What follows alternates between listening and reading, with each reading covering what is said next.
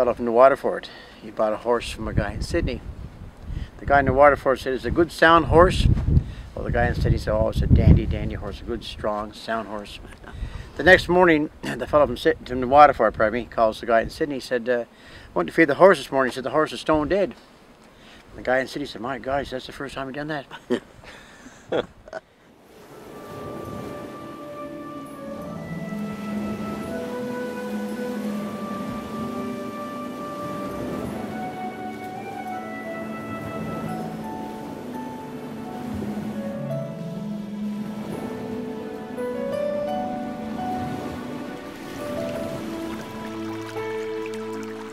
The island of Cape Breton is a beautiful spot on the North Atlantic that has a history unlike any other. Behind the serene exterior lies a tightly knit community that has battled numerous hurdles together over the years, from the loss of major industry and the subsequent unemployment, to the remediation of one of the continent's most toxic sites. Cape Bretoners have shown a cohesive team effort that is proving to be their key to prosperity. The new generation of workers and contractors have taken it upon themselves to push for local employment to stop workers from giving in to the allure of guaranteed money in Alberta.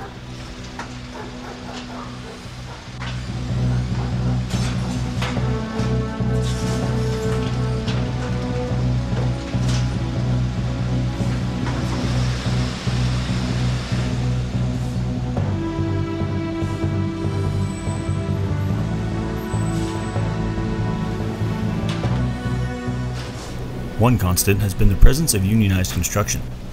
The effect of the unions is present on numerous levels, from direct contributions to local employment and workers' rights to the development of youth sports in the community.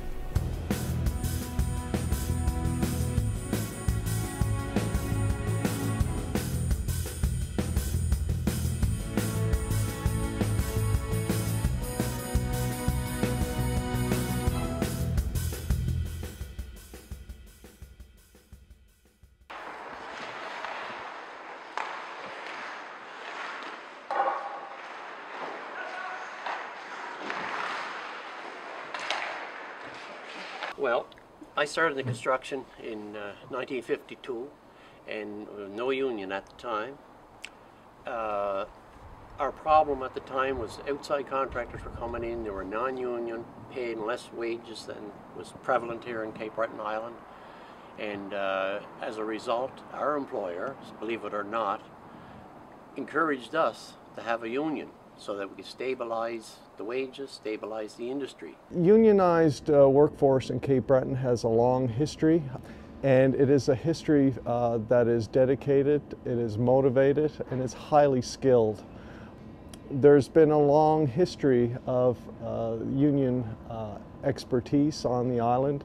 There's been heavy industry built by the unions. There have been a lot of commercial and institutional buildings that have been erected on the island, all by unionized, skilled labor force.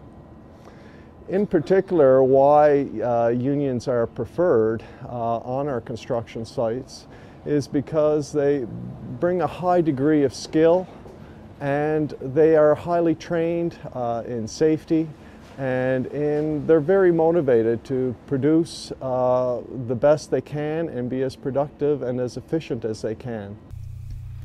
The majority of commercial and industrial construction on Cape Breton Island is unionized. Well, everything went out to competition and to bids and to tenders. Not only are we looking for best price, but we're also looking for good quality work and projects that will be done on time. And we're very proud to say that all the major projects that have been done here in the Memberton have been done on time, on budget, and we've been very happy with the quality of labor. Brothers Jack and Joe Wall share a familiar tradition, with older brother Joe leading the way into the construction industry. 63. I was a little snotty kid. And my father, there were 9 of us in the family. And at that time, when I was 12, 13 years old, in order to keep grub on the table at home, I had to go to work for my father. Right? He had a garbage collection in North Sydney, and I had to go work for him. So it was a lot of days I missed school. Right? A lot of days I missed school in run of a year. So when I became junior high, I was working more for my father, trying to help him feed the family in them days. So I went to the teacher called me in, the counselor called me in one day, and he said, Joe, he said, you're not going to be able to go to college, are you? I said, no, I don't think I'll be able to go to college because I'm out working for my family, right? So he said, the best thing you do is take a trade because you're not smart enough to go to college. Well, I said, that's okay. So he said, what trade would you like to be in? Well, I was going the home economics then with all them different kinds of little things we used to be, doing something carpenter work, or you do make a little dish, a tin plate for cooking on and something like that there. So I said, I like doing sheet metal at one time. He said, well, I can arrange for that for you. So he sent me over to Sydney, the trade school in Sydney. So that's how I became a sheet metal worker. Myself, becoming a unionized sheet metal worker, I started back in the early mid-80s when Brother Joe took a chance with me and put me to work one day. But before I became a sheet metal worker, he said, you're going to get your grade 12, because again, my father said to me, I worked on the garbage truck all the time, and he said, we want you to quit school and come on the garbage truck. Well, I came to him and told him that, and he said, I don't think so. You get that. He said, you go to school, get your grade 12, and we'll worry about whatever else happens after that. So I did. And then after I did some odd jobs, I started getting interested in union. I realized then that our forefathers and people before us died for a lot of the things that we are fighting for today that we have. It was worth it. I really enjoy fighting for my members now. Today that I'm a business manager, I will fight tooth and nail for those guys. I believe that your license for Sydney was license number 1, was it? Yeah, I had the first electrical license for the city of Sydney. I started in the electrical trade in 1984.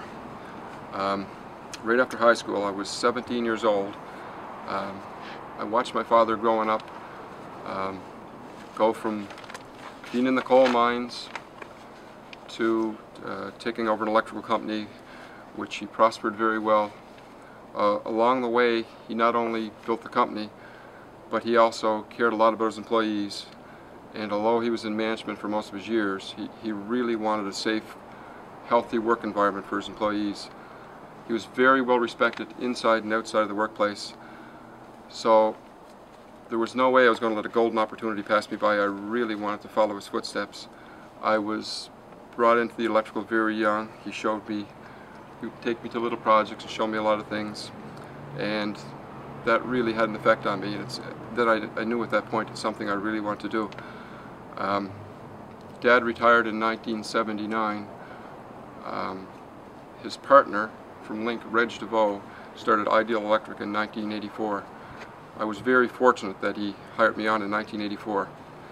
And about 10 years later, I took over the company. We never looked back. Dad was here to help me. He didn't push me. I knew the expertise and guidance was there when I needed it. And it's just been a great career.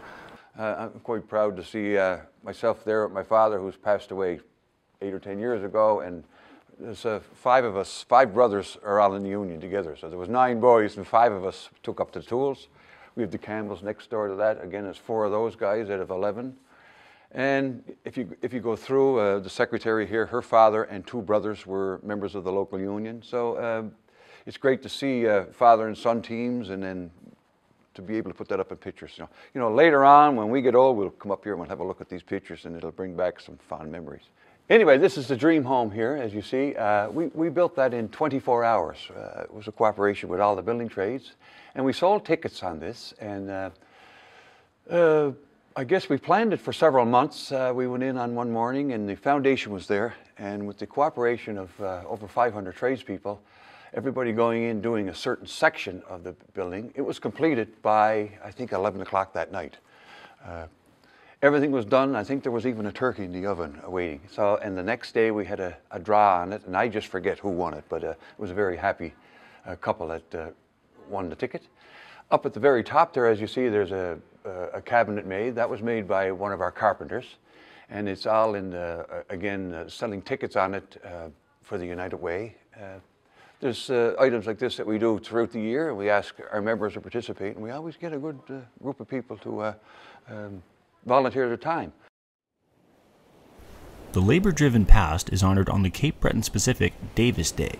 For the past 70 years, the day June the 11th has been acknowledged as a day to look back at those who battled for fair wages while working in the treacherous mines of Cape Breton. Davis Day is a very important day. Coming from a mining community of City Mines as I have, from a mining family, I understand that Davis Day speaks to the trials and tribulations of an era when the labor class was not treated as fairly as it should have been appropriate. I also understand that people worked hard to provide for their families, but had to overcome obstacles, and that not only was the black on the lung, the blood was often on the ground here, and the disasters and the challenges people had to face. Davis Day is just as important, if not more important today than it used to be. At the most recent Davis Day, I was there to speak and to recognize my family, to see my uncle in the crowd, to see family members that have worked in the labor community, to know that your family has contributed to Cape Breton because they've been proud workers here on Cape Breton. We have to also recognize what Davis Day was about, and that is being fair, treating people fairly, that an honest day's work gets an honest day's wage, and those are the things that I know to be characteristic of Cape Bretoners. They're willing to do the job, but they deserve the benefit of the work that they are getting.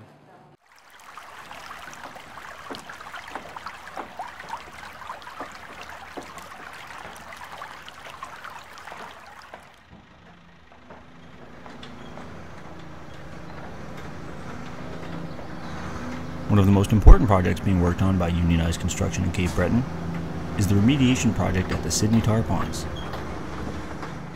My name's Diane Ingraham, and I'm standing outside of the Sydney Tar Ponds and Coke Ovens remediation site, one of the largest active remediation sites in Canada right now. And we're here to clean up the Sydney Tar Ponds that has got 100 years of history behind it. Steel making, coke making, and all the pollutants that go with it were left on the site or dumped in the harbour. Well, the project is basically, as I said just earlier, the cleanup of the tar ponds and coke oven sites, which are the remnants, if you will, of the steel-making history of the city of Sydney. The tar ponds being the recipient of all of the byproducts of refining and making coke, which was highly required in the steel-making process. It ended up in Mugga Creek, or the lower reaches of Mugga Creek, which is today called the tar ponds. The coke oven site itself as well, where the coke was manufactured, is also being cleaned up. The coke ovens site is a site where in the past the fuel for melting the steel, melting the iron ore to make steel was processed. So for example, coal would come in from mines and it would be heated and transformed into coke. And some of the byproducts from making or transforming coal into coke are quite nasty. So some of the things you might think of are like coal tar and metals and so on. So the coke oven site has the remnants of this process left in the soils and in the watershed area of that whole area of our project. The tar ponds have been used over the past 100 years as a place for the industry to put their waste products. So we have 100 years of everything going into the harbor. I mean, lots of people did it everywhere. What we're doing to clean up the area is to keep those contaminants imprisoned in place so they do not go back into our environment. And we do that through the use of cement. Cement is mixed with the contaminated sediments, and as you know, the powdered cement is sort of like flour. So if you stir in flour in a cake, you can imagine what we do here with an excavator. We use the excavator as a giant spoon to stir in cement powder into the contaminated sediment, and it hardens up. And it makes what we call a monolith, which is a very hard, almost concrete-like material that imprisons these contaminants and keeps our environment safe for the future. What we're going to have here, if you can imagine in your mind's eye, an area where folks living around, our urban downtown center here and businesses We'll see green areas again, areas where there will be opportunities for mom and dad and the family to come and enjoy not only the environment but also to appreciate venues for concerts and for hiking, for sports, and just for exploring what the natural environment should be before industrialization had destroyed it. So we're trying to not make Mother Nature better, but we're healing, if you want to think of it that way. We're healing what happened from the industrialization of this area and transforming it back into a more natural environment for people to enjoy.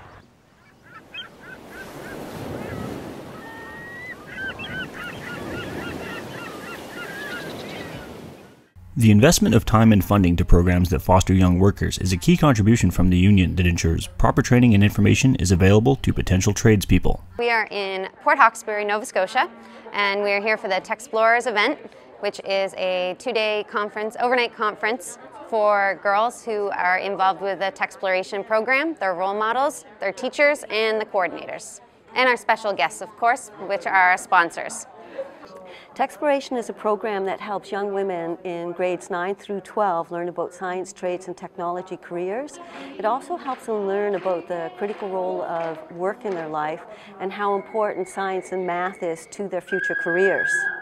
Today's event at the Nova Scotia Community College is for grade 9 girls, and this is the first year that they're in the program. Before they came here, they had visited their role model at their workplace. They learned about her career, and then they went back to their school and they made a skit and developed a presentation so that they could present that information to their classmates at their school. So the next step is the role model then goes to their team's school. They bring a whole bunch of other role models with them, so they have the opportunity to learn about maybe a welder, an electrician, a forensic scientist, an IT specialist, an HVAC person. And so there's about several different role models there. Some of the girls from my group were actually participating in the abandoned ship demonstration. They jumped from heights and also from pool level into the wave pool here, and they had to right a lifeboat, a life raft, and climb inside it. They had to move its position while the waves were on in the wave pool. I think right now you need to have a lot of courage if you want to break into an industry that is male-dominated as a woman interested in trades and technologies. The more women that get involved, the more women that we encourage, and the more we encourage the younger generation to get involved and to think about going into these careers, the less courage it'll take, and the more normal, mainstream it'll become. And I think that that's where we're headed. Being a young woman in a trade, it can be daunting. It can be very, you can feel like the whole world's against you. But as long as you have confidence and determination and a thirst for knowledge, you can do absolutely anything. You shouldn't listen to anybody that says that you're not able to do something because of your stature or your gender. When I was thinking about going into the trades, I was lucky enough to have a mother who was involved with them herself and worked in trades for years. So I knew that women could do it. I knew that there was a place for me there. Because I'm one of 3 or 4 women in my trade in Nova Scotia, I chose a company that was unionized, and I've never looked back. I've been very happy. My union doesn't discriminate against gender or race or age. If you can do the job, they're gonna teach you how to do it. They're gonna continue to train you. And the nice thing is that they don't treat me any differently because I'm a woman. They don't give me any extra opportunities, but they don't leave me out of anything either. So they treat me the exact same as every man that's in that union and every other woman that's in the union. Today we are at Memorial Composite High School for the Nova Scotia Skills Competition. So the Nova Scotia Skills Competition is a way for young students and apprentices to compete and demonstrate their skills in skilled trades and technologies. And the competitors will be ranked based on things like safety and technique, and then awarded medals based on their performance. Today we have a number of different competitions, including carpentry, plumbing, electrical wiring, and there's also some employability skill type competitions, including workplace safety and prepared speech. Today's participants in the competition are mostly students in high school from across Nova Scotia. We do have a number of Cape Breton competitors, but also people from the South Shore, Halifax Regional Municipality and Chignecto Central Regional School Board. What's really impressive about the young people competing in today's competitions is that they are so keen and they love what they do. So these are young people who see trades and technologies as really, excellent career choices and ones that are worth working towards. So some of them have been practicing for months, working with coaches, just trying to prepare and make sure that they are as ready as they can be for today's event, and it shows. They're really doing well. Next, the gold medalists from today's event will advance on to the Skills Canada National Competition, and they'll have a chance to compete against the best across Canada, so every province and territory participates in that event, and they could go home with the title Best in Canada. Well, industry is telling us, and so is labor market research, that there is going to be a growing demand for people in skilled trades in particular. We see it in Nova Scotia, but also across Canada. Specifically in Cape Breton, I can't speak to the specifics, but I can say that we know that the shortage is growing and that over the next 10 to 20 years there is going to be more and more demand for skilled tradespeople in Cape Breton and in Nova Scotia in general. So Skills Canada Nova Scotia is really fortunate to have a very good relationship with many of the unions in Nova Scotia. The IBEW are very strong supporters, and they've actually helped to send and train competitors to competitions provincially and nationally before. The Sheet Metal Workers Union are also a great supporter, and we're just very fortunate to be able to work with them. A lot of the competitors participate in these competitions because it's an excellent opportunity for them to meet potential industry leads, whether that's through the union or other industry members. But a lot of the competitions wrap up around 2:30, 3 o'clock, and then the competitors take that opportunity to actually talk to people in the unions, see what sort of opportunities may exist for them in the future. The construction industry is training, and we're getting prepared to respond to the new needs and the new demands of the future. And all the efforts, I believe, as of late with the union has been to try to provide the leadership required to bring the youth and the new construction leaders into the 21st century.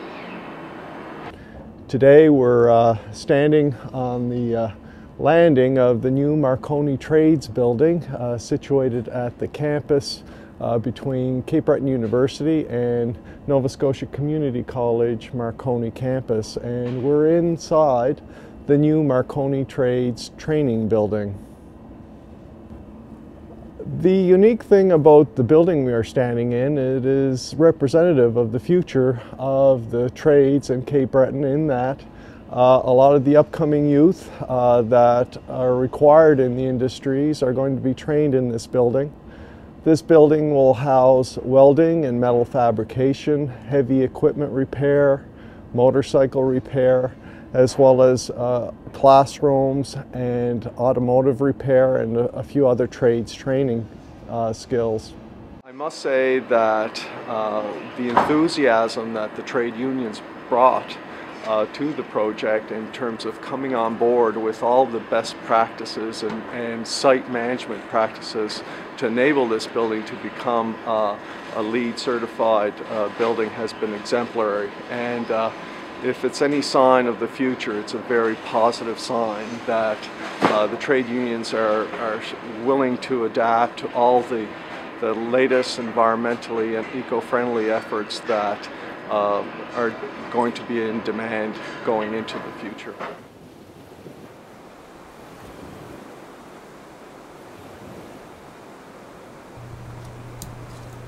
A new wind farm in Cape Breton provides enough renewable energy to power 4,000 homes. The power station is yet another building block, expected to help with Cape Breton's economic rebound.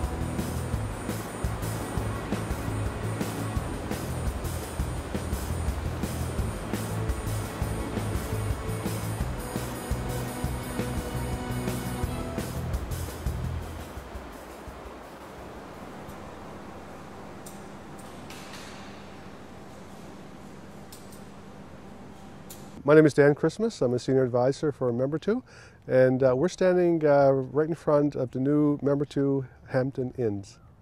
Member 2 is a First Nation Mi'kmaq community. We're one of the few First Nations that are located right inside the city.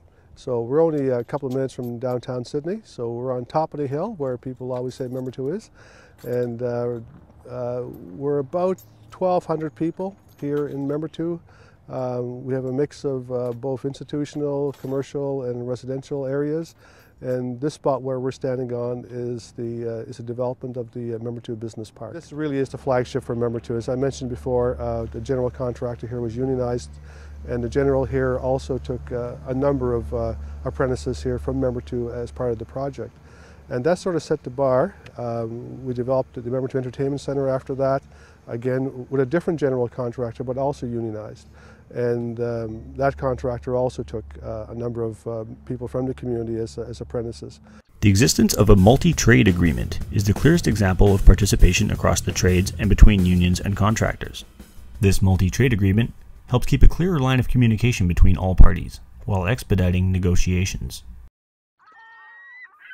Each and every member of the union has fought hard to leave behind some of the dark aspects of the community's past and their own.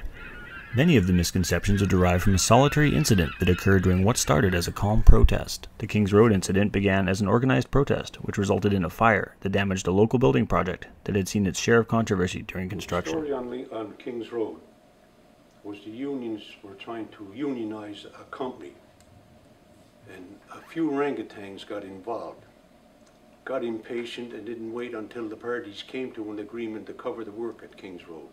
That's the exception to what goes on in Cape Breton. We don't burn buildings down, and we don't try and harm people because they're not union. We try to negotiate our way in on the site. But we can't control a population that's going mad at times. That's what happened on Kings Road. A few people got out there a little earlier than the rest of the crew, and they decided they were going to make a fire. But the employer that they made the fire against he was a fine citizen from Cape Breton. And eventually the job went union, and the union squared off what the damages were. Okay, the reputation about Cape Breton not being a good place to come to do work, this outside contractors, like negative publicity is great for the newspapers here. They love it. Anything negative, anything good we do, we can't get them to print a story for us. Well, you know, we're not all altar boys here. There's no question about that. Has Cape Breton Labour, have they done bad things in the past? Sure, they have. But is it fair because of something that happened 40 years ago? Is it fair that a handful of guys had done something wrong? Is it fair to brand us all because of that forever and ever? They've been painted as being a wild and unruly group when that's not the point. In fact, if the digging was deep enough to find out what the root causes were that caused these conflicts, you'd find that there was a basis, in fact, where we had a legitimate concern that wasn't addressed. But the idea of wildcat strikes, in the last 20 years, you hardly hear of them. You don't hear of them anymore. Back in, like I say, the 70s, they would have been quite common. But now occupational health and safety has been a lot more stringent. Our training has gone way up. People know what their rights are, and those are addressed through the appropriate committees. And because we have this new culture of cooperation between the employer and the government and the workers to take care of these issues, you don't hear of these issues hardly at all anymore. You used to hear terms like wildcat strikes, which were spontaneously generated strike actions that were generated on a job site. And they were fairly common. And like I say, some of them would be sanctioned from a union hall where the contract was contravened and the terms of agreement were broken. But at other times there would be actions taken on job sites. Say there was a hazardous chemical there, and then 2 people were sent to hospital, and then the employer said, well, that's okay, it's been taken care of now. The rest of the people on site might say, well, we're not going back to work until an inspector comes in, does an air sample, and tells us that the air that put 2 people in hospital is now fit to breathe. And you'd be ordered by your employer, just get back to work. And they'd say, well, no, it's a safety concern, and we're not going to go back into the workplace until it's been certified fit to be working in. And so a wildcat strike might ensue. And then the press would get a hold of that and say that, you know, these unruly workers can't be controlled, and they're taking the situation in their own hands. But there were a lot more situations, and it would center a lot around occupational health and safety too, where issues like this would crop up, and the workers would say, you know, I don't have any problem doing the work here, but I've been witness to scenarios like that where people have been sent to the hospital and the rest of the group has been told to go back to that work area where the people were affected.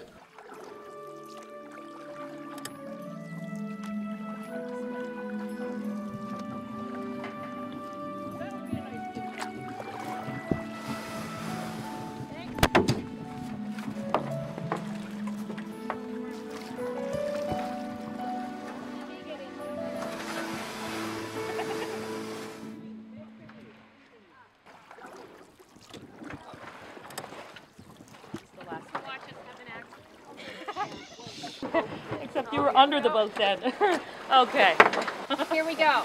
Ready. All survivors, we are one. All survivors, we are one. Exercising, having fun. Exercising, having fun. Paddles up, take it away. Paddles up, take it away. Cape Breastoners have seized the day. Cape Breastoners have seized the day. 1 and 2 and 1 and 2 and 1 and 2 and hooray! My name is Mary Ann Campbell, and I'm the co-president of the Cape Breastoners, which is a dragon boat team made up of exclusively breast cancer survivors. At this point, we have 50 plus maybe 10 new members on our team, and we've been going for about 10 years. This is Emily. She was last year's president, and she's also been on the team right from the beginning, so she knows quite a bit about the whole team. Yes, my name is Emily Smith, and I'm one of the founding members of the Cape Breastoners Dragon Boat team. And we started with our initial thoughts in May of 2001, when we were invited to New Glasgow to try our hand at dragon boating by the breast cancer survivor team in New Glasgow. And of course, we were hooked. If you don't mind, yeah, we were hooked, and right away we started investigating and plans and so on and so forth. And then in the fall we started organizing an executive, and we had all these plans and inspirations and dreams of this dragon boat on the Myra, but we needed money. Money. That's always the big thing, huh? Money is always the big thing, right, Mary Ann? And so we needed uniforms and we needed paddles. We had nothing but these dreams. So we contacted the Cape Breton Island Building and Construction's Trades Council, and that's where Mr. Murphy comes in. We didn't have a clue what a dragon boat was. We didn't know what it was all about or anything. And they told us that we're needing a little help to get a dragon boat team up and running and that kind of stuff. And so we thought it was a wonderful cause, and we've been supporting them ever since. And they don't need much support anymore. They're pretty active and great at getting their own money these days. So, you know, but we're still there. We've been the presenting sponsor for a couple of years at the Dragon Boat Festival, and we're going to be there again this year. And you know, it's the actual dragon boat, I guess, craze has caught on. You know, there's 4 more boats besides these 2 in the area now. Then they're starting to put together little, you know, leagues. You know, so anyway, there's a lot more boats at the Dragon Boat Festival than there used to be, and we're really proud of our Cape Breastoners, though. We're always cheering for them wherever they go. Our big hope is that someday we will find a cure. Today we had a sad happening, though. Probably the most joyous member of our team, and one of the long-standing members, passed away this morning after battling cancer for over 20 years, I think. Yeah. So there's still room for improvement and still room for a cure. So keeping the breast cancer survivor image out there in the forms of a dragon boat is important for people, and it's important to help raise money. Yeah. And hope. That's one of the things that dragon boating brings is hope. Yes, for sure. And it also, you know, it brings a lot of networking. It gets all breast cancer survivors together, and they can talk, and you know, it brings all that hope. You know, it's not just exercise. It's the actual community spirit and everything that goes with it. To understand the resiliency of a Cape Bretoner is to know the Dalton family. This is Gary Dalton. His son Dwayne was the victim of a freak accident that resulted in an explosion at his home which he was renovating at the time. Dwayne received burns to 80% of his body, and his home was destroyed by the ensuing fire, only months before his wife was due with their 5th child. Okay, Gary Dalton's my name. Okay. I'm Sean Leclerc. I'm a carpenter in the local union, 1588, 25 years. Joe Leclerc, carpenter in local 1588. I've been local now for about 45 years. My son Dwayne was in a house fire, February the 22nd of 2010. He's been in the hospital now 14 months and 2 days as of today. He was in critical condition for over a year, just a little over a year, and they finally took him off the critical list just last month. And he fought hard to stay alive. When he came out of the coma that he was in, he got very depressed shortly after, and the doctors asked him why he was so depressed. He said, well, I have no home, I have no place for my kids to live, or my wife. And he said, what am I going to do? I was in at Tim Hortons in Whitney Pier, and I was in there and sitting down, and that was about 6:45 in the morning, and Dominic and his son Andy walked in. And with a handshake, he said, Gary, he said, I'm so sorry for what has happened to you and your family. And he said, I can help you out. I'm willing to help, Gary. He said, I've got something in store for you. I've got something to give you. I said, what's that? He said, I'm going to rebuild your home for you. So with that, he told Sean about it. Sean told his dad, and Dominic told his son Andy, and that's how it escalated from there. And okay? we brought it up at the union meeting quite a few times. And every time we'd bring it up at the union meeting, we'd have volunteers that would say, yes, I'll be there Saturday, or I'll be there Sunday, or after work, and that's how it grew. Got the ball rolling real good, you know. And it was a good project. Yeah. I remember a quick story, Gary, of when your grandson, which is my godson. Yeah, Cole. Yeah. Cole seen the bedroom for the first time. Oh, yes. Yeah. And he told Dwayne on the phone. Yeah. I have to be there when you see the house for the first time, because this house is so big you'll get lost. Yeah, I have to take you by the hand, because you'll never find my bedroom, Daddy. The house is too big. Yeah. We'd all show up in the morning, and you'd be working there, and all of a sudden another car or another truck would pull up, and somebody say, can we give you a hand? And sure, more hands the better. And it didn't take very long. I don't know exactly how long it took, Gary. Well, it was there from May right till, September, October? Yeah. Yeah. And everything fell in place just right, you know. We organized a good crew, and there was always a lot of morale on the job and lots of good food. And, it was like really helping out good, you know. It was for a good cause, you know. It's a split entry. So all the space is used. There's very large windows in the basement. There's 4-bedroom downstairs. There's 2-bedroom upstairs. So it's good to use. All the kids have their own bedrooms, and there's 5 kids. I understand that that your granddaughter was born quite recently. Yes, she's 6 months old now. Yeah, they call her Hope Mary.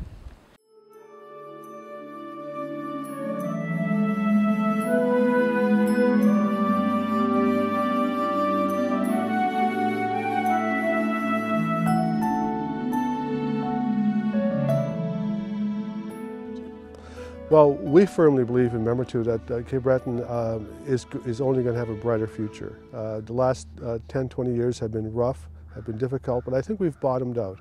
And for all intents and purposes here in Cape Breton, our economy has diversified. We found new ways to make a quality of life happen here in the island. And I think there's a bright future going forward. So we're really looking forward to it. We in Membertou, obviously we're doing a lot of building and construction here, so we certainly believe there's a really bright future for the island. What I hope to see for the future of Cape Breton, economically we really need it, is for the container port to come to Cape Breton Island, to Sydney, to actually Sydport. I think it would be a big economic boom. The spin-offs from would be unbelievable. Construction would soar here, and the after effect, there'd be jobs for years, decades, and a small little community like this, something like that would come, would really have a positive effect. The future looks better now than it ever did. I know my grandfather waited for something to happen, my father waited for something to happen, I waited for something to happen, but I think right now it's going to happen.